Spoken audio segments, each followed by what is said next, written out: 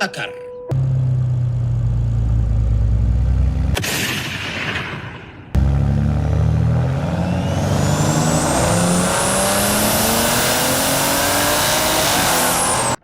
I don't think you have the facilities for that, big man.